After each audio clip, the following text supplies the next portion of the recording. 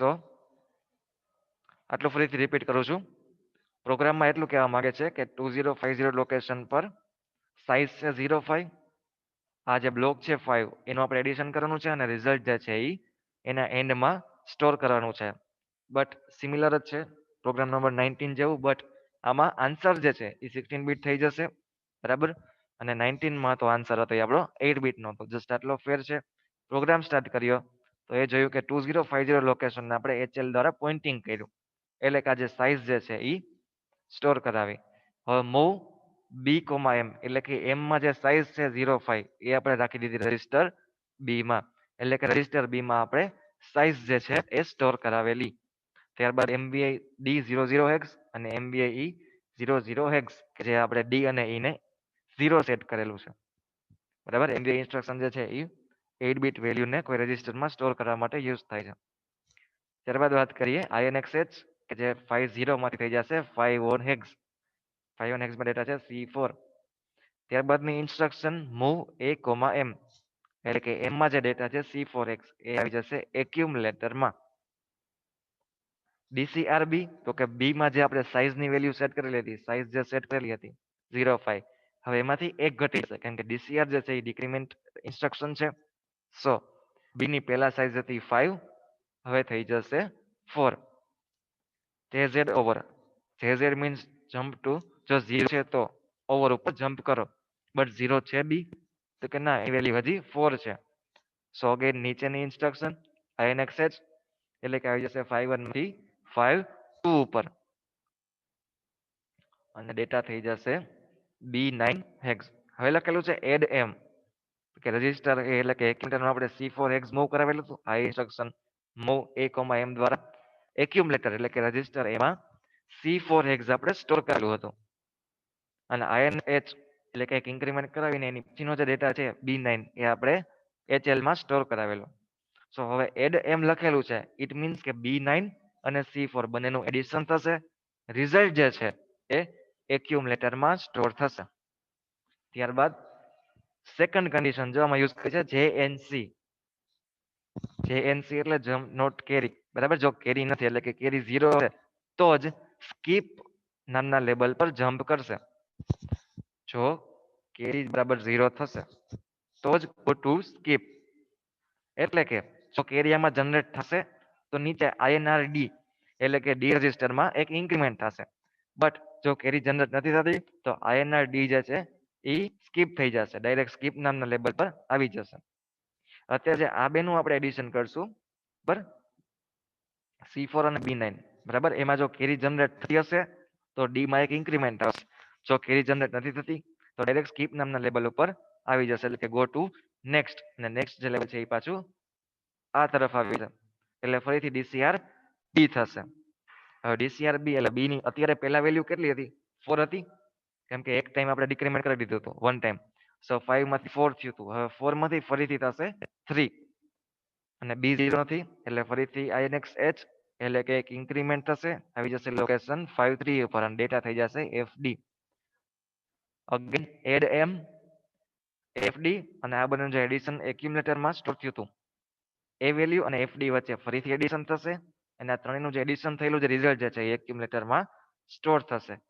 Again જોવાનું carry generate થાય છે તો INRD, જો કેરી જનરેટ નથી થતી તો સ્કીપ નામના લેબલ પર, અને સ્કીપ નામના લેબલ પર શું છે? ગો ટુ નેક્સ્ટ, એટલે કે જમ્પ ટુ નેક્સ્ટ છે.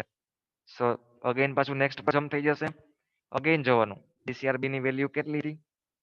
3 હતી, હવે થઈ જશે 2. હજી B ની વેલ્યુ 0 નથી એટલે અગેન INXH પર આવી જશે, થઈ જશે લોકેશન 54, અને એમાં ડેટા છે 2. એડ એમ દ્વારા આ 2 3 ડેટાનું જે ત્રણેયનું રિઝલ્ટ હતું, ત્રણેયનું એડિશન કરીને રિઝલ્ટ હતું એ વેલ્યુ અને આ 2 3 એક્સ એ બે વચ્ચે ફરીથી એડિશન થશે, અને એનું જે રિઝલ્ટ આવશે એ એક્યુમ્યુલેટરમાં સ્ટોર થશે.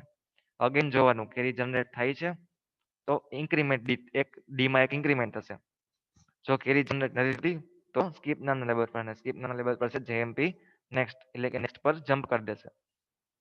અગેન DCRB 2 માંથી થઈ જશે 1, રજિસ્ટર B ની વેલ્યુ 2 માંથી થઈ જશે 1, હજી B0 નથી એટલે INXH, એટલે આવી જશે લોકેશન 2055.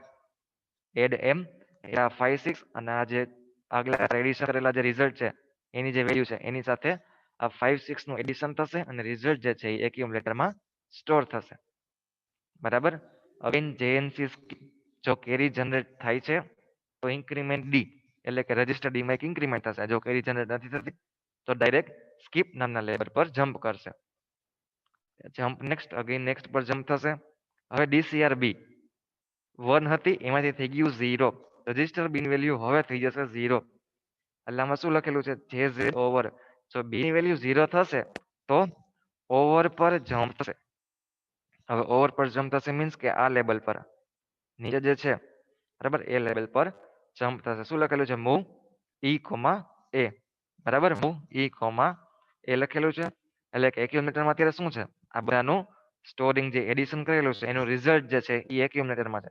એ વયું જશે રજિસ્ટર ઈ માં. બરાબર. એટલે કે આનું એડિશન અત્યારે જોઈએ તો F3 હેક્સ થાય છે. આ બધાનું જે એડિશન જે છે બરાબર એ થાય છે F3 હેક્સ. તો F3 હેક્સ જે છે એક્યુમ્યુલેટરમાં હતું. બરાબર. અને મૂવ ઈ કોમા એ એટલે એનો ડેટા આપણે ઈ રજિસ્ટરમાં સ્ટોર કરાવેલો. હવે INX H 5 5 લોકેશન સુધી પહોંચ્યા હતા. INX એટલે કે ઇન્ક્રીમેન્ટ થશે થઈ જશે 5 6 હેક્સ. બરાબર.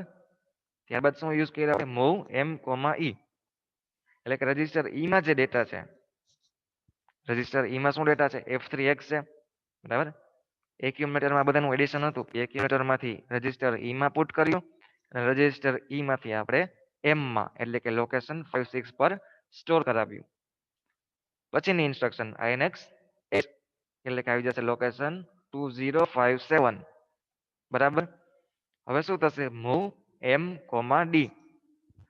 ડી માં જે વેલ્યુ છે બરાબર ડી માં કઈ વેલ્યુ સ્ટોર હશે તો કે INR ડી એટલે કે જો આ રિઝલ્ટ એડિશનમાં કેરી જનરેટ થઈ હશે કેરી જનરેટ થઈ હશે તો ઇન્ક્રીમેન્ટ થશે D માં. તો આ જેટલી વાર કેરી જનરેટ થઈ હશે બરાબર એટલી વાર આ ડી ની વેલ્યુ વધશે.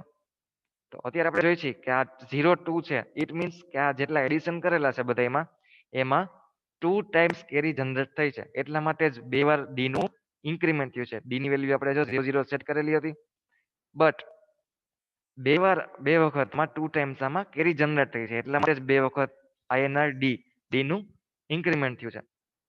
સો અત્યારે ડી માં વેલ્યુ હતી 2 એટલે આ 0 2 હેક્સ જે છે એ એમ માં એમ એટલે કે લોકેશન 2057 પર સ્ટોર થશે અને પ્રોગ્રામ પૂરો HLT. તો આ રીતે તમે એડિશન કરો છો. પ્રોગ્રામ સમજાણો. ફરીથી એકવાર આખો રિપીટ કરું 2050 પર સાઇઝ છે 05 એ આપણે રજિસ્ટર બી માં સ્ટોર કરાવેલી. ત્યારબાદ ડી અને ઈ ને 0 0 કરાવેલું. ત્યારબાદ એક ઇન્ક્રીમેન્ટ કરાવી એટલે કે થશે 51 અને ઈ જે વેલ્યુ છે એને એક્યુમ્યુલેટરમાં સ્ટોર કરાવેલી. ત્યારબાદ ડી નું એક ડિક્રીમેન્ટ એટલે 5 માંથી 4 કરાવ્યું. બી 0 થાય તો જ ઓવર પર જમ્પ અધરવાઇઝ INX H થશે એટલે કે ઇન્ક્રીમેન્ટ થશે 5 2 ઉપર. એની જે વેલ્યુ જે છે B9 એને આપણે એક્યુમ્યુલેટરનો ડેટા C4 સાથે એડિશન કરાવેલું રિઝલ્ટ એક્યુમ્યુલેટરમાં સ્ટોર. ત્યારબાદ જો કેરી જનરેટ થઈ છે તો ડી માં એક ઇન્ક્રીમેન્ટ અધરવાઇઝ સ્કીપ પર જમ્પ કરવાનું અને સ્કીપમાં ફરીથી પાછું નેક્સ્ટ એટલે કે આ લૂપ કન્ટિન્યુ ફરતી જ રહેશે ક્યાં સુધી જ્યાં સુધી 2055 સુધી પહોંચશે ત્યાં સુધી. 2055 સુધી પહોંચશે ત્યારે આ રજિસ્ટર બી જે છે બરાબર એની વેલ્યુ થશે 0 અને એની વેલ્યુ 0 થઈ જશે એટલા માટે જમ્પ 0 ઓવર લોકેશન પર જમ્પ થશે એટલે કે આ બાજુ જમ્પ થઈ જશે. બરાબર.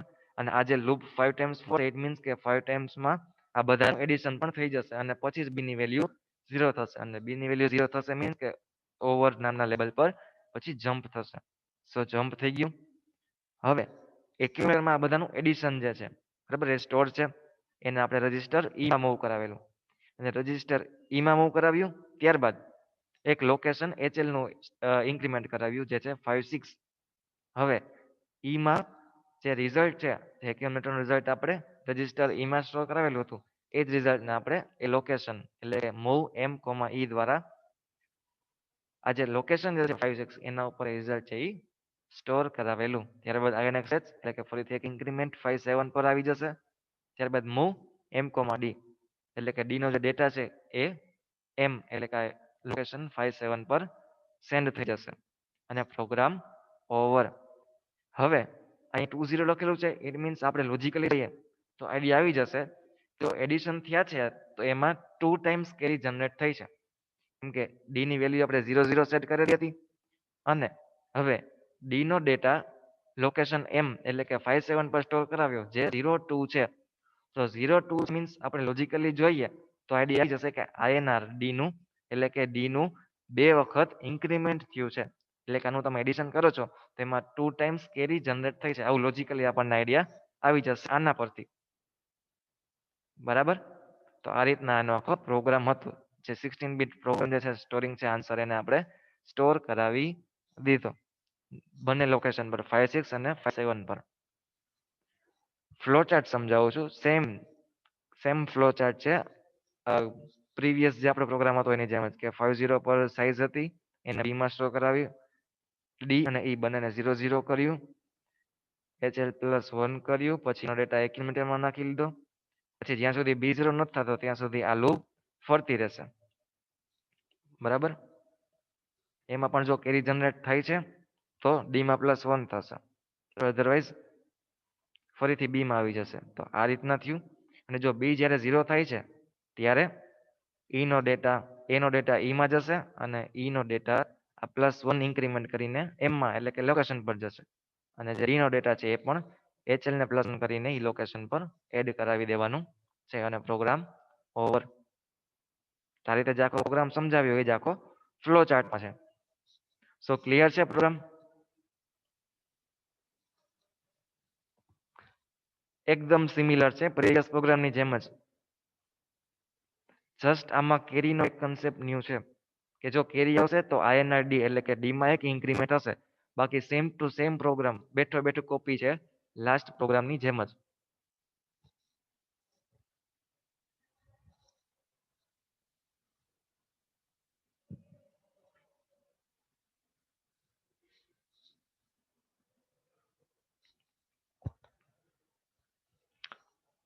ટાઈપ યસ જો ક્લિયર હોય બધા તો.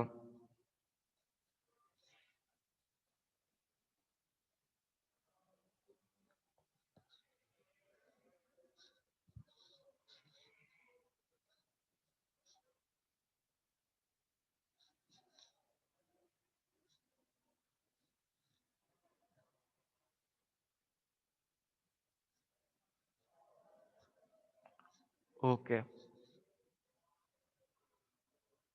સો આ હતી આપણી બ્રાન્ચ ઇન્સ્ટ્રક્શન જે અહીં કમ્પ્લીટ થાય છે. બરાબર. બ્રાન્ચ ઇન્સ્ટ્રક્શનની બધી ઇન્સ્ટ્રક્શન અને એના પ્રોગ્રામ્સ, જે લૂપિંગ કન્સેપ્ટ જે છે, બરાબર, કાઉન્ટિંગ કન્સેપ્ટ આને કહેવામાં આવે છે, લૂપિંગ અને કાઉન્ટિંગ, કે જે આપણા ચેપ્ટર 4 નો ફર્સ્ટ ટોપિક છે એ પણ આજ કવર થઈ જશે. એટલે ચેપ્ટર 3 અને 4 બંને સાથે જ ચાલશે. અને ચેપ્ટર 4 માં સબરૂટીન નો કન્સેપ્ટ જે છે, બરાબર, સબરૂટીન અને સ્ટેક, એ પણ આમાં જ કવર થઈ જશે. એટલે આમ જોઈએ તો ચેપ્ટર 3 અને 4 આપણું અત્યારે સાથે જ ચાલે છે, કેમ કે ચેપ્ટર 3 ના જે ટોપિક છે એ જ ચેપ્ટર 4 માં કવર થાય છે. So આમાં પણ લૂપિંગ કન્સેપ્ટ આવી ગયો, આમાં પણ કાઉન્ટિંગ કન્સેપ્ટ આવી ગયો. બરાબર. એટલે આપણે ચેપ્ટર 4 પણ આપણે હાફ કવર કરી લીધું છે આમાં જ. સો બ્રાન્ચ ઇન્સ્ટ્રક્શન કમ્પ્લીટ થાય છે. હવે છે stack IO and machine control. બરાબર. Stack IO and machine control easy છે. ફર્સ્ટ જે છે, બરાબર, એ સ્ટેકની છે, ત્યારબાદ આઈઓની ઇન્સ્ટ્રક્શન આવશે અને ત્યારબાદ મશીન કંટ્રોલની ઇન્સ્ટ્રક્શન આવશે. ઇન્સ્ટ્રક્શન છે પુશ આરપી. આરપી એટલે શું થાય? રજિસ્ટર પેર. એટલે કે જે રજિસ્ટર પેરામાં તમે મેન્શન કરો છો તો એનો જે ડેટા જે છે એ સ્ટેકમાં સ્ટોર થશે. માની લ્યો અહીંયા પુશ બી લખેલું છે, બરાબર, તો બી રજિસ્ટર એટલે કે બીસી રજિસ્ટર પેર જે છે એનો જે ડેટા છે એ જશે સ્ટેક પર. સો આ રીતે બીસી રજિસ્ટર પર એનો ડેટા સ્ટેક પર સેવ થશે. એ રીતે તમે ડી લખશો તો ડી રજિસ્ટરનો, બરાબર, અને એચ લખશો તો એચએલ પેનો જે ડેટા જે છે એ સ્ટેક પર સેવ થશે. એ જ રીતે પુશ પીએસડબલ્યુ. પીએસડબલ્યુ શું છે? ટાઈપ કરો તો. પીએસડબલ્યુ આવી ગયો છે આપણે કન્સેપ્ટ. પીએસડબલ્યુ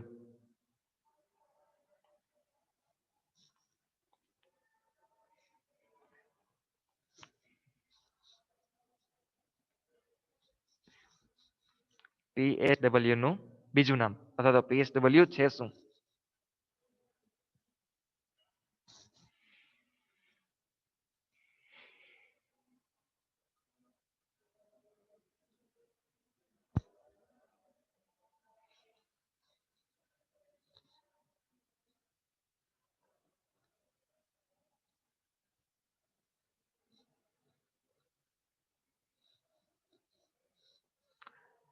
ખબર હોય તો ટાઈપ કરો, અધરવાઇઝ નો ટાઈપ કરો. PSW 8085 ના આર્કિટેક્ચર ટોપિક હતો, એમ આપણે આના વિશે કીધેલું હતું.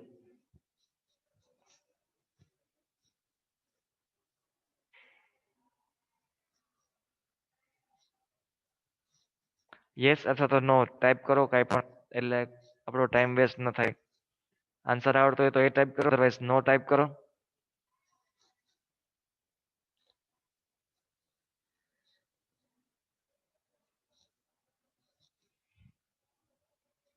ઓકે, PSW એટલે કે પ્રોગ્રામ સ્ટેટસ વર્ડ.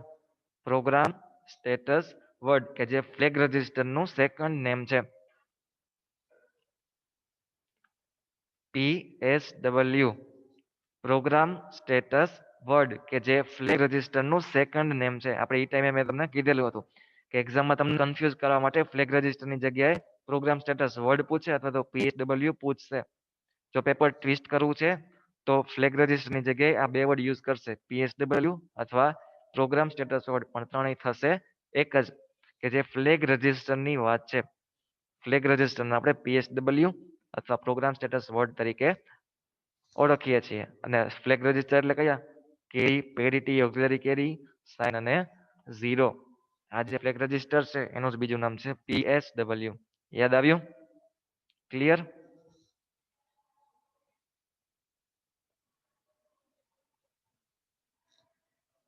ઓકે, સો શું કીધું? Push PSW. જો પુશ ઇન્સ્ટ્રક્શન જે છે એ સ્ટેકમાં સ્ટોર કરવા માટે છે. ડેટા સ્ટેકમાં સ્ટોર થશે એટલા માટે પુશ ઇન્સ્ટ્રક્શન છે. સો આમાં પણ PSW એટલે કે એક્યુમ્યુલેટરનો જે કન્ટેન્ટ છે અને ફ્લેગ રજિસ્ટરનો જે કન્ટેન્ટ છે એ જશે સ્ટેકમાં સ્ટોર થશે. એક્યુમ્યુલેટર અને ફ્લેગ રજિસ્ટરનો કન્ટેન્ટ, એનો ડેટા જે છે એ સ્ટેકમાં સ્ટોર કરવા માટે પુશ PSW ઇન્સ્ટ્રક્શનનો યુઝ કરીએ છીએ. ત્યાર પછી પોપ આરપી અને પોપ PSW. પુશ જે છે એ સ્ટેકમાં સ્ટોર કરવા અને પોપ જે છે એ સ્ટેકમાંથી લેવા માટે. પુશમાં શું કરશું? સ્ટેકમાં સ્ટોર કરશું અને પોપમાં શું કરશું? સ્ટેકમાંથી ડેટા લેશું. બરાબર? તો પોપ આરપી લખેલું છે તો શું થશે? સ્ટેકમાંથી જે રજિસ્ટર પેર મેન્શન કરેલી છે એમાં ડેટા જશે. એટલે કે પોપ બી લખેલું છે તો શું થશે? સ્ટેકમાંથી ડેટા BC રજિસ્ટર પેરમાં સેવ થશે. એ જ રીતે પોપ PSW તો સ્ટેકમાંથી ડેટા એક્યુમ્યુલેટર અને ફ્લેગ રજિસ્ટર પર સ્ટોર થશે. બરાબર? પુશમાં સ્ટેકમાં સેવ થાય છે, સ્ટેક પર સેવ થાય છે, અને પોપમાં સ્ટેકમાંથી લેવામાં આવે છે. પુશ અને પોપ ક્લિયર? યસ ટાઈપ કરો.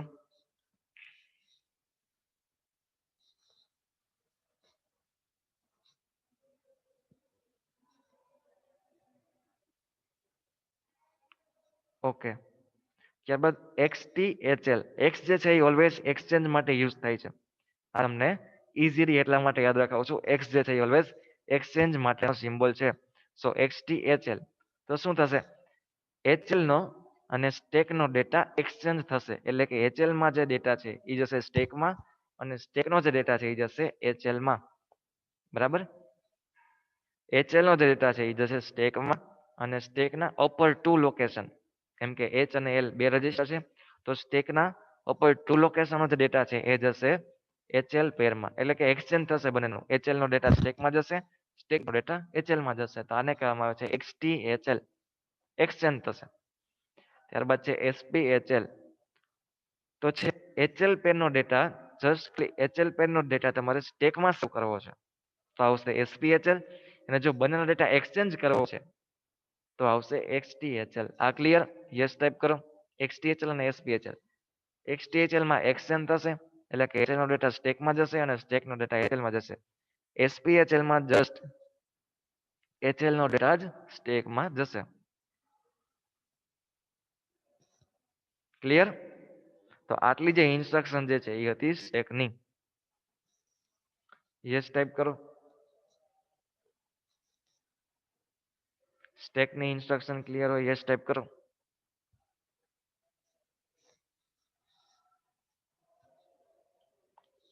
ઓકે. ત્યારબાદ છે આઈઓ ઇન્સ્ટ્રક્શન. આઈઓ છે એટલે કે ઇનપુટ આઉટપુટ ઇન્સ્ટ્રક્શન. ઇનપુટ માટે ઇન અને આઉટપુટ માટે આઉટ ઇન્સ્ટ્રક્શનનો યુઝ થાય છે. બરાબર? ઇનપુટ ડિવાઇસ છે એમાંથી આપણે ડેટા એક્યુમ્યુલેટરમાં રીડ કરાવવું છે ત્યારે આવશે ઇન ઇન્સ્ટ્રક્શન. અને કોઈ આઉટપુટ ડિવાઇસ છે એમાં આપણે એક્યુમ્યુલેટરનો ડેટા છે એ આઉટપુટમાં સેન્ડ કરવો છે એના માટે થશે આઉટપુટ આઉટ ઇન્સ્ટ્રક્શન. એટલે કે ઇન ઇન્સ્ટ્રક્શન શેના માટે છે? ઇન ઇન્સ્ટ્રક્શન છે એ કોઈ ઇનપુટ ડિવાઇસમાંથી ડેટાને એક્યુમ્યુલેટરમાં લોડ કરવામાં આવે છે. આઉટ ઇન્સ્ટ્રક્શન શેના માટે છે? Accumulator to output device. એટલે કે ઇન અને આઉટ ઇન્સ્ટ્રક્શન. ક્લિયર છે? ત્યારબાદની ઇન્સ્ટ્રક્શન છે AI DI HLT NO RIM અને સીમ. રીમ અને સીમ આપણે કરી ગયા છીએ. બરાબર? ચેપ્ટર નંબર 5 માં એનું ડીપલી ફોર્મેટ વાઇઝ આપણે જોઈ ગયા છીએ. કે છે read interrupt mask and set interrupt mask કે જે ઇન્ટરપ્ટના બરાબર ટોપિકમાં આપણે જોયેલું હતું ફોર્મેટ સહિત. એનઓ એટલે કે નો ઓપરેશન.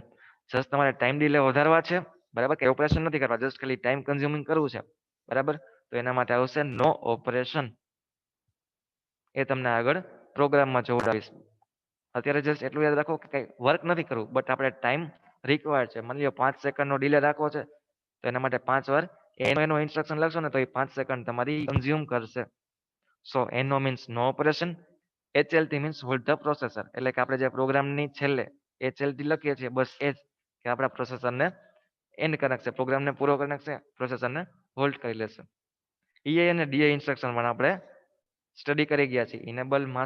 ઇનેબલ માસ્કેબલ ઇન્ટરપ્ટ અને ડિસેબલ માસ્કેબલ ઇન્ટરપ્ટ. બરાબર? માસ્કેબલ ઇન્ટરપ્ટ જે છે એને ઇનેબલ કરવા માટે એટલે કે RST 7.5 6.5 5.5 અને INTR એને ઇનેબલ કરવા માટે EI ઇન્સ્ટ્રક્શન યુઝ કરીએ છીએ. એને ડિસેબલ કરવા માટે આપણે DI એટલે કે ડિસેબલ માસ્કેબલ ઇન્ટરપ્ટનો યુઝ કરીએ છીએ. સ્ટેક આઈઓ અને મશીન કંટ્રોલની બધી ઇન્સ્ટ્રક્શન ક્લિયર હોય તો યસ ટાઈપ કરો.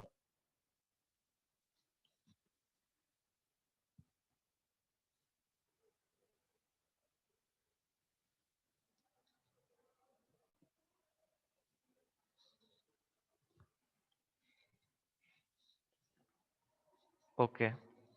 સો આ લેક્ચર આપણે અહીં કમ્પ્લીટ કરીએ છીએ. આમના પ્રોગ્રામિંગ આપણે નેક્સ્ટ લેક્ચરમાં સ્ટડી કરશું.